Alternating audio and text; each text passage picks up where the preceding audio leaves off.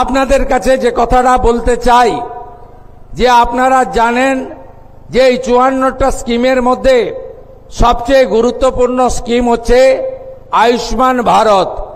যে আয়ুষ্মান ভারতে পোর্টালে নাম নথিভুক্ত করলে আপনি ভারতবর্ষের যে কোনো জায়গায় সরকারি এবং বেসরকারি হসপিটালে 5 লক্ষ টাকা পর্যন্ত চিকিৎসা ফ্রি পাবেন। এই রাজ্যে 1,43,00,000 পরিবার, 6.5 কোটি মানুষ এই আয়ুষ্মান ভারতের প্রকল্পের সুযোগ আপনারা পাবেন, যার 60% অর্থ মোদীজির নেতৃত্বে ভারত সরকার দেবে, 40% অর্থ পশ্চিমবঙ্গ সরকার এর সঙ্গে যুক্ত করবে। দ্বিতীয় কর্মসূচি আপনাদের কাছে আমি বলবো, প্রান্তিক মানুষরা, গ্রামে থাকা মানুষরা, স্বল্প রোজগার যারা করেন, তারা প্রধানমন্ত্রী সূর্য ঘর প্রকল্পে সোলার আলোর জন্য ব্যবস্থা নিন।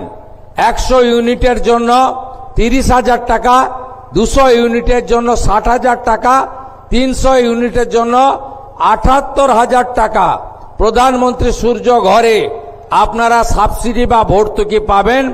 এর ফলে আপনাকে ইলেকট্রিকের বিল দিতে হবে না। এটারও সুযোগ আপনারা এই জনকল্যাণ শিবির থেকে নাম নথিভুক্তকরণের মধ্য দিয়ে গ্রহণ করুন। তৃতীয় সেটি হলো আমাদের অন্নপূর্ণা যোজনা।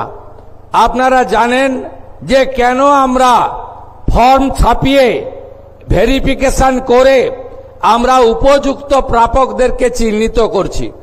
কারণ বিগত সরকারের যে লক্ষ্মী ভান্ডার প্রকল্প, এই প্রকল্পে ব্যাপক দুর্নীতি হয়েছে।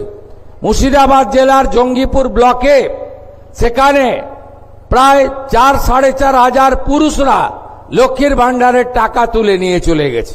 কৃষ্ণনগর 2 নম্বর ব্লকে নদিয়া জেলায় একটা অঞ্চলে 173 জন পুরুষ লক্ষ্মীর ভান্ডারের টাকা তুলেছে।